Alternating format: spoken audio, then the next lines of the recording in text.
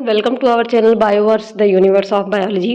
तो आज मैं आपको पढ़ाने वाली हूँ एमएससी सेकेंड सेमेस्टर का ये आपका सेकेंड लेक्चर होने वाला है, जिसमें आपको हैबिटेट और निच के बारे में बताऊंगी। इसके पहले लेक्चर में मैंने आपको जनरल इंट्रोडक्शन दिया था कि इकोलॉजी क्या होती है, उसके कुछ फैक्टर्स क्या होते हैं, एक्लीमेटाइजेशन क्या होता है, ये सारी चीज़ें मैंने आपको बताई थी। ऑटोट्रॉफ्स, फोटोट्रॉफ्स, साइकोट्रॉफ्स, ये सब क्या होते हैं, इन सारी चीज़ों के बारे में मैंने आपको बताया था। इस लेक्चर में हम पढ़ने वाले हैं हैबिटेट एंड नीच के बारे में। देखिए, बेसिकली आप नीच को नीश भी बोल सकते हैं। इसके कई प्रोनाउंसिएशन होते हैं। मेरे प्रोनाउंसिएशन में तो मैं इसे नीच भी बोलती हूँ, तो आप जो भी चाहे बोल सकते हैं इसको, ठीक है। तो हम आज स्टार्ट करेंगे कि क्या इसमें डिफरेंस होता है और ये क्या होते हैं, ठीक है। बेसिकली लोगों को नहीं पता होता हैबिटेट और निश को वो एक जैसा ही ट्रीट करते हैं कि एक ही चीज़ें होती हैं, लेकिन ये दोनों अलग अलग चीज़ें हैं। तो आज हम इसके बारे में जानेंगे, लेकिन उससे पहले अगर चैनल पर आप नए हैं तो प्लीज़ चैनल को लाइक शेयर सब्सक्राइब कीजिए। और इन नोट्स का अगर PDF आपको चाहिए तो उसके लिए हमारा टेलीग्राम चैनल ज्वाइन कीजिए, जिसका लिंक डिस्क्रिप्शन में दिया हुआ है। तो चलिए स्टार्ट करते हैं। व्हाट इज़ हैबिटेट, ठीक है। हैबिटेट आप किसको कह सकते हैं कि एक ऐसी जगह जहाँ आप रहते हैं, ठीक है, उसे आप क्या कह सकते हैं, हैबिटेट कह सकते हैं। जैसा कि मैंने मेंशन भी किया है इस नोट्स में, वेयर अ स्पीसीज लिव, जहाँ पे एक स्पीसीज रहती है उसे क्या कहते हैं, हैबिटेट आप कह सकते हैं, ठीक है। हैबिटेट एक एरिया जहाँ पे एक स्पीसीज रहती है। जैसे इसमें दिया हुआ है कि इट इज़ अ इन्वायरमेंट, ठीक है, it is a environment which where organism live in it include all parameters like biotic, abiotic factors, so it is a area where living being grow and survive, ठीक है। तो basically आप कह सकते हैं ये एक एरिया है जहाँ पे लिविंग बीइंग क्या करते हैं, ग्रो करते हैं एक इन्वायरमेंट में, जिसमें आपके पैरामीटर्स होते हैं, जिसमें बायोटिक कंपोनेंट्स में आप ह्यूमन बींग्स को ले सकते हैं, एनिमल्स को ले सकते हैं।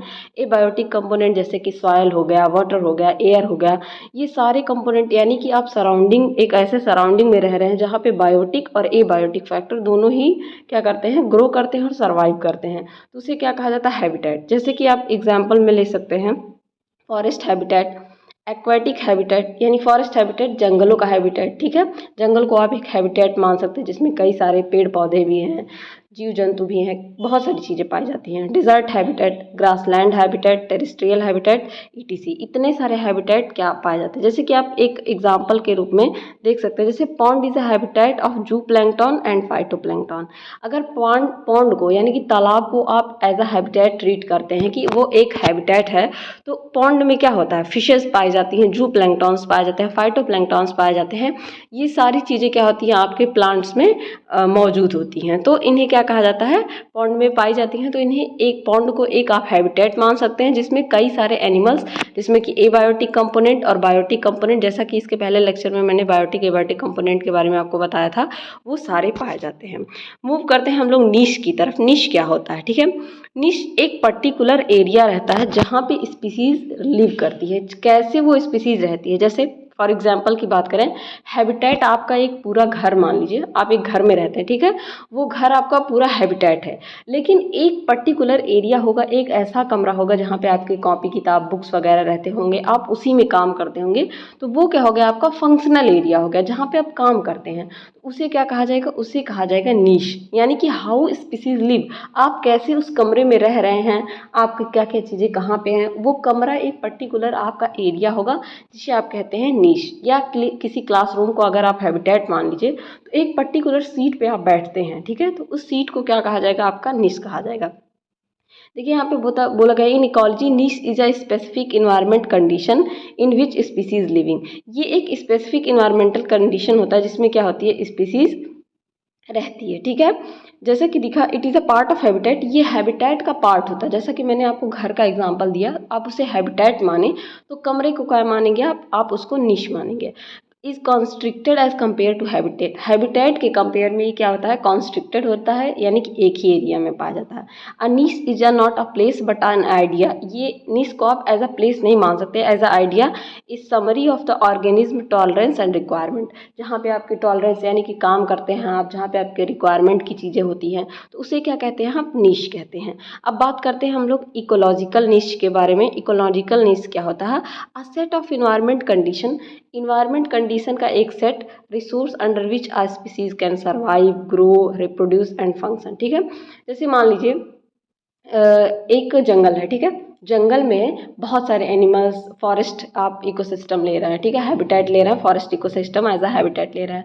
लेकिन अगर वहाँ पे बात की जाए लायंस की, तो लायंस का एक अलग निश होता है जहाँ पे उनका फंक्शनल एरिया होता है, जहाँ पे वो रहते हैं, जहाँ पे वो काम करते हैं, जहाँ पे वो सर्वाइव करते हैं, जहाँ पर ग्रो करते हैं, इन्वायरमेंटल कंडीशन के अंदर, रिसोर्सेज के अंदर रिप्रोड्यूस करते हैं और फंक्शन करते हैं। आप पूरे जैसे लायंस जो है जहाँ पे रह रहे हैं उन्हें आप क्या कहेंगे, लायंस का नीश कहेंगे, ठीक है। नीश, वो नीश हो गया लायन का। लेकिन अगर पूरे हैबिटेट की बात करें तो आप फॉरेस्ट को पूरा हैबिटेट मानेंगे। तो इकोलॉजिकल नीश क्या होता है, एक सेट ऑफ इन्वायरमेंटल कंडीशन होता है अंडर रिसोर्सेज जहाँ पे स्पीसीज सर्वाइव करती है, ग्रो करती है, रिप्रोड्यूस करती है और अपना फंक्शन करती है, ठीक है। तो इकोलॉजिकल नीश यही होता है। नीश और हैबिटेट में बेसिक डिफरेंस यही है कि नीश जो है, जो हैबिटेट है वेयर स्पीसीज लिव, जहाँ पे स्पीसीज रहती है, ठीक है, उस पूरे एरिया को आप कह सकते हैं नीश है, ठीक है। लेकिन वो कैसे रह रही है, कहाँ पे रह रही है, एक पर्टिकुलर ऑर्गेनिज्म की जब आप बात करेंगे, एक पर्टिकुलर पर्सन की जब आप बात करेंगे, तो उसका फंक्शनल एरिया क्या है, कहाँ पे वो काम कर रहा है, ठीक है, उसे क्या कहा जाएगा, नीश कहा जाएगा, ठीक। मूव करते हैं आगे की तरफ। Three aspect of niche can be conveniently designated. Three aspects of niche को डिराइव किया गया है, जिसमें स्पेशियल नीश, ट्रॉफिक नीश और मल्टी डायमेंशनल नीश आते हैं, ठीक है। Spatial niche, trophic niche and multi dimensional niche. सबसे पहले बात जानेंगे हम लोग स्पेशियल नीश के बारे में। क्या होता है, इस टर्म को यूज़ किया था ग्रीनेल, ठीक है, ग्रीनेल ने, in a sense of micro habitat, ठीक है। कोई बड़ा सा हैबिटेट है, ठीक है, उसमें से एक छोटा एरिया पाया जा रहा है जिसे हम क्या कह रहे हैं, माइक्रो हैबिटेट कह रहे हैं।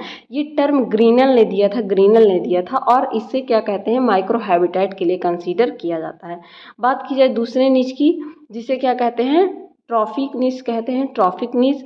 इसे यूज़ किया था चार्ल्स एल्टन ने, ठीक है, in sense of functional state of an organism in its community. अब देखिए यहाँ पे क्या बात हो रही है, एक कम्युनिटी है, ठीक है, वहाँ पे कोई ऑर्गेनिज्म रह रहा है, उसमें से एक पर्टिकुलर ऑर्गेनिज्म की फंक्शनल स्टेटस क्या है, वो कैसे काम कर रहा है, इसको क्या कहा जाता है, ट्रॉफिक नीच कहा जाता है। जबकि माइक्रो हैबिटेट को क्या कहा जा रहा था, स्पेशियल नीच। छोटे से हैबिटेट को क्या कहा जा रहा था, स्पेशियल नीच। बात करते हैं थर्ड नीच की, जिसे एन डायमेंशनल या हाइपर वॉल्यूम नीच कहते हैं, जिसे एन डायमेंशनल हाइपर वॉल्यूम नीच कहते हैं। इसे पहली बार कौन डिस्क्राइब किया था, अमेरिकन इकोलॉजिस्ट हचिंसन, ठीक है। इसे पहली बार किसने डिस्क्राइब किया था, अमेरिकन इकोलॉजिस्ट हचिंसन 1957 में, ठीक है। उन्होंने डिफाइन किया था इसको मल्टी डायमेंशनल स्पेस, जिसको कि एन हाइपर वॉल्यूम भी कहा जाता है। Multi dimensional N hyper volume क्योंकि ये कई सारे डायमेंशन में पाया जाता है, तो इसे क्या कहा गया, मल्टी डायमेंशनल या एन हाइपर वॉल्यूम कहा गया। Where N is number of dimension that make niche within which individual of species can survive, grow and reproduce। जहाँ पे n क्या है, नंबर ऑफ डायमेंशन, यानी कितने डायमेंशन में वो स्पीसीज क्या कर सकता है, सर्वाइव करेगा, ग्रो करेगा और रिप्रोड्यूस करेगा। जैसा कि आपको मैं इधर दिखाती हूँ, ये डायमेंशन की बात की गई है, ठीक है। यहाँ पे टेम्परेचर को लिया गया है, उधर ह्यूमिडिटी को लिया गया है। तो जब इस डायमेंशन में यहाँ पे रह रहा है तो इसे क्या कहा जाएगा, हाइपर वॉल्यूम या डायमेंशन नीच कहा जाएगा, ठीक है। यहाँ पे रह रहा है, इतने एरिया में रह रहा है, तो ये इसका नीश हो गया। लेकिन अगर इस एरिया में रह रहा है ऐसे, तो इसे क्या होगा, ये इसका नीश हो जाएगा, ठीक। टाइप्स ऑफ नीच की बात करते हैं तो मेनली दो टाइप के नीच पाए जाते हैं। पहला फंडामेंटल नीच, दूसरा रियलाइज नीच। अब इसमें भी डिफरेंस होता है, बहुत माइन्यूट सा डिफरेंस होता है, लेकिन ये दोनों क्या होते हैं, अलग अलग होते हैं, ठीक है। बात की जाए फंडामेंटल नीच की, तो फंडामेंटल नीच क्या होते हैं, रिफर्ड एज फिजियोलॉजिकल और प्री इंटरैक्टिव नीच।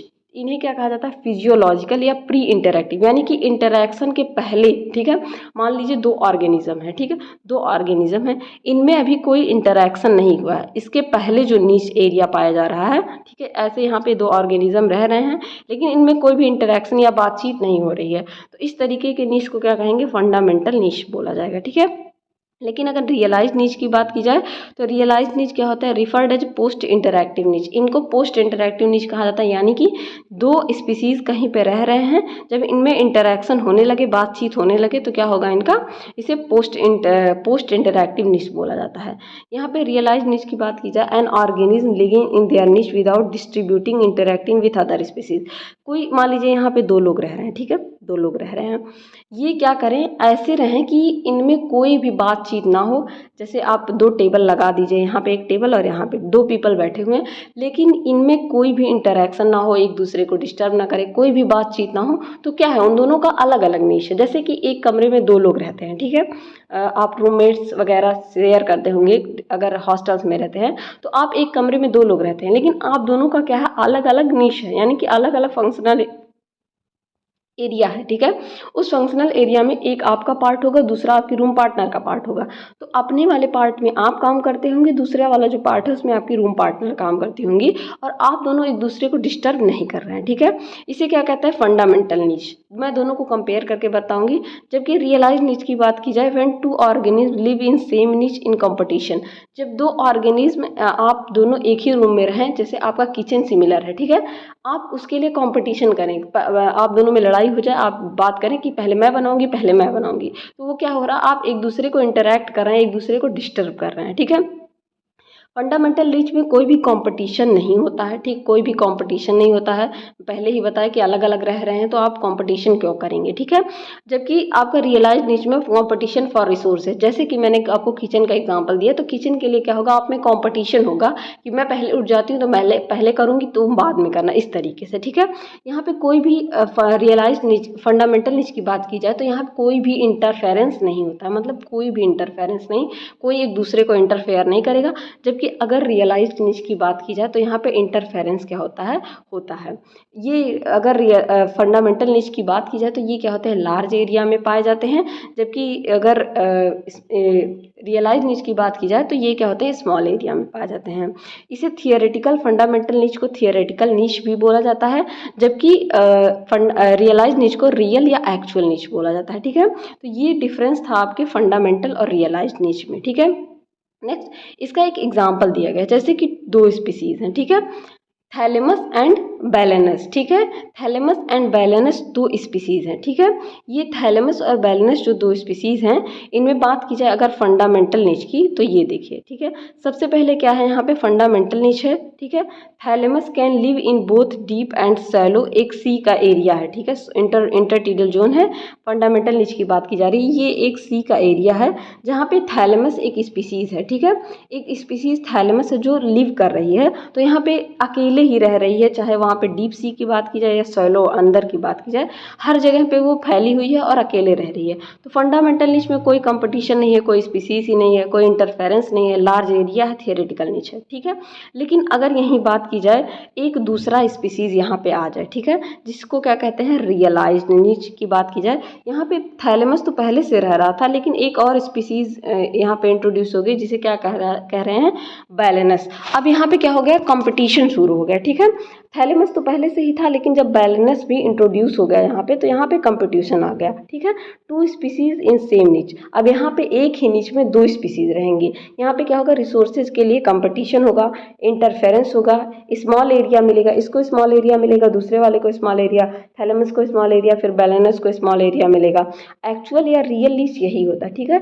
कहीं पे भी ऐसा नहीं होता है कि आपको पूरा मिल जाएगा, आप पूरे तरीके से रहेंगे, ऐसा कहीं नहीं होता है। हमेशा आपको किसी न किसी के साथ क्या करनी पड़ती है, शेयरिंग करनी पड़ती है, आपको एडजस्ट करना पड़ता है, ठीक है।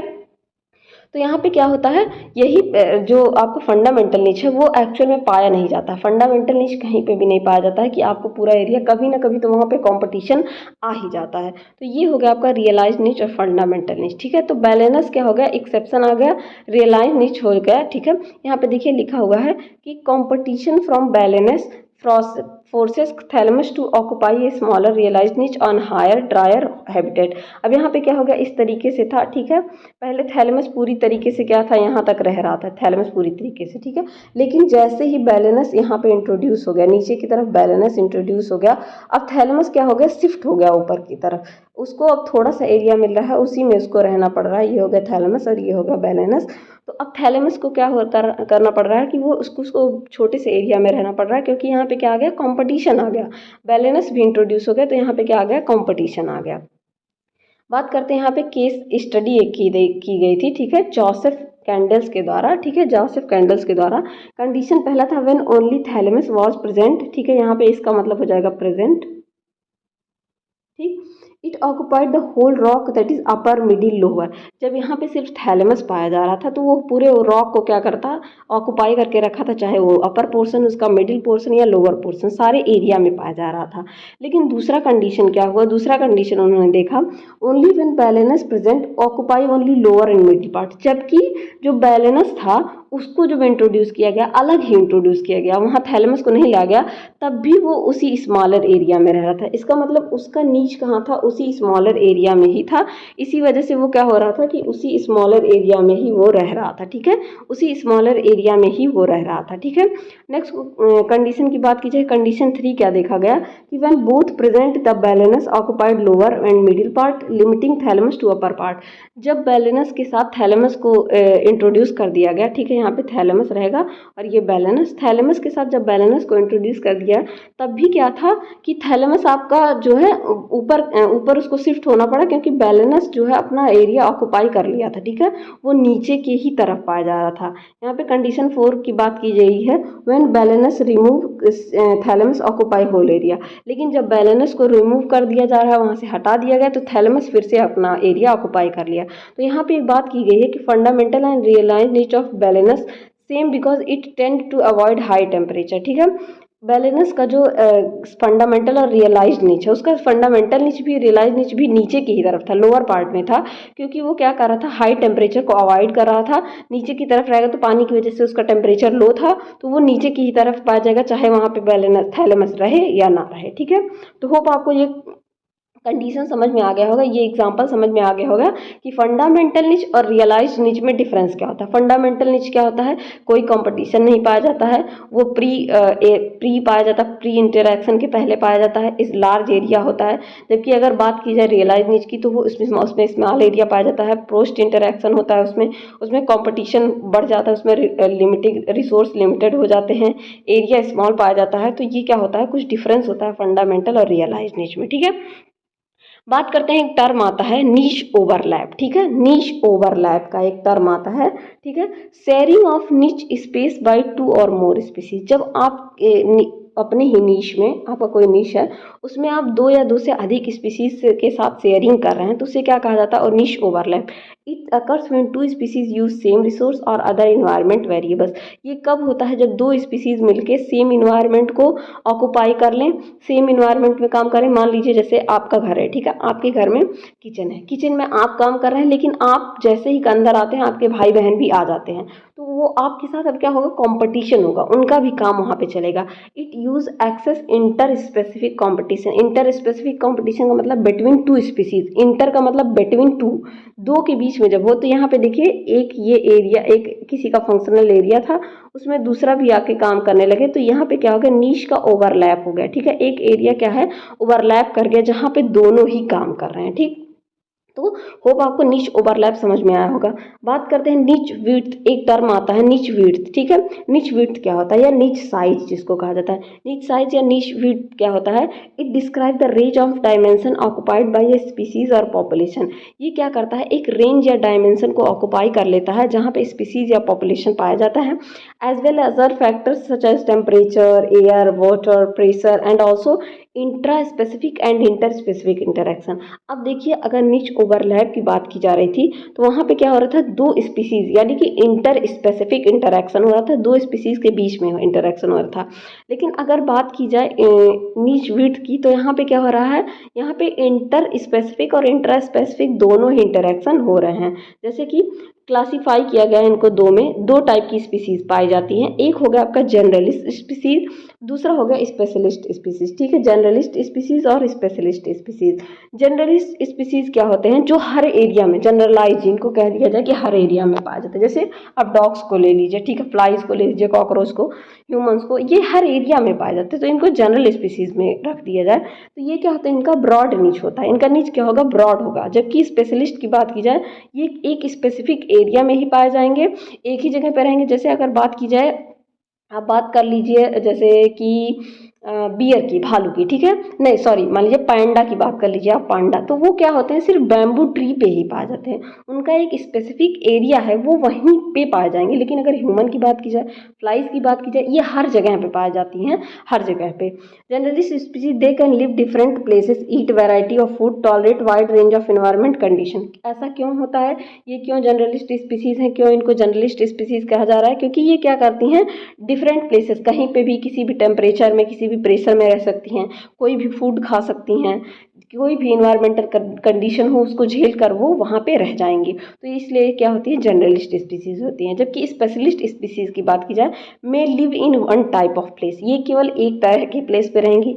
ईट one few types of food, ये केवल कुछ तरीके के एकदम सेलेक्टिव फूड खाएंगी कि नहीं, जैसे पांडा सिर्फ वो बैम्बू ट्री ही खाएगा, ठीक है, तो अब सेलेक्टेड स्पीसीज, अब जहाँ पे बैम्बू पाया जाएगा वहीं पे पांडा पाया जाएगा। ये tolerate narrow range of climatic condition, अब मान लीजिए जैसे वो बहुत तेज बारिश होने लगी तो वहाँ पे वो स्पीसीज रह ही नहीं पाएगी, बहुत तेज धूप हो गया तभी नहीं। लेकिन अगर बात की जाए जनरलिस्ट स्पीसीज की, तो ये किसी भी कंडीशन को क्या करते हैं, टॉलरेट कर लेते हैं, ठीक है। देखिए इसमें क्या होता है, इसीलिए जो आपका स्पेशलिस्ट स्पीसीज है इसमें एक्सटिंक्शन मोर होता है, क्योंकि अगर मान लीजिए बैम्बू ट्री खत्म हो जाए तो पैंडा रह ही नहीं पाएगा, क्योंकि वो इसी में ऑक्यूपाई करता है। इसी तरह से एग्जांपल है ये आपके कुछ जनरलिस्ट स्पीसीज का, जिसमें flies, cockroach, mice, rats and humans आते हैं। उसी तरह बात की जाए अगर स्पेशलिस्ट स्पीसीज की, तो इसमें दो तरीके के आते हैं। कोला जो नेटिव ऑफ ऑस्ट्रेलिया है, ये सिर्फ और सिर्फ ऑस्ट्रेलिया में पाया जाता है और फीड करता है केवल और केवल कैक्टस के प्लांट पे। कहाँ पे, केवल और केवल सॉरी यूकेलिप्टस के प्लांट पे ये फीड करता है। बात की जाए पैंडा की, तो पैंडा केवल और केवल बैम्बू ट्री पे फीड करता है। तो इस तरीके से ये आपकी स्पीसीज हो गए, जिसमें आपके जर्नलिस्ट और स्पेशलिस्ट स्पीसीज के बारे में पढ़ा। तो यहाँ पे आपने क्या किसके अंदर पढ़ा, निच विड्थ या निच साइज। तो यहाँ पे साइज की बात की जाए कि किस तरीके से किसी का निच साइज हो सकता है, डिपेंडिंग अपॉन कि वो स्पीसीज कौन सी है, वो जनरलिस्ट स्पीसीज है या वो स्पेशलिस्ट स्पीसीज है, ठीक है। ये देख सकते हैं, ये एक एग्जाम्पल यहाँ पे दिया गया है, ठीक है। ये नीच का, इसे क्या कहते हैं, नीच का ब्रेड कहते हैं, ठीक है। एक स्पीसीज इस एरिया में पाई जा रही है, दूसरी स्पीसीज भी उसका एक कॉमन एरिया शेयर कर रही है, तो इसे क्या कहा जाएगा, नीच ओवरलैप कहा जाएगा। ये नीच का डायमेंशन पाया जाता है और रिसोर्स जो यूज़ किया जा रहा है। तो इस तरीके से एक डायग्राम दिखाया गया है। तो होप आज का लेक्चर आपको समझ में आया होगा कि हैबिटेट और नीच में डिफरेंस क्या होता है। और अक्सर करके इस पर आपसे क्वेश्चन पूछा जाता है, चाहे शॉर्ट्स नोट में, लॉन्ग क्वेश्चन में नहीं, लेकिन शॉर्ट नोट्स में। मैंने जो पेपर आपको करवाए हैं MSc के, आप जाके प्लेलिस्ट में देख सकते हैं, वहाँ पे मैंने पेपर एक सिद्धार्थ यूनिवर्सिटी का सॉल्व कराया है, तो आप जाके वहाँ देख सकते हैं कि वहाँ पे क्या है, पेपर में देखिए तो वहाँ पे हैबिटेट और नीच में डिफरेंस पूछा जाता है। तो ये आपका एक अच्छा क्वेश्चन बन सकता है। होप आपको वीडियो हेल्पफुल रही होगी, और अच्छी लगे तो प्लीज़ अपने दोस्तों के साथ भी शेयर करिए और बने रहिए इसी तरह और अच्छी वीडियोज़ के लिए। Keep learning and keep growing.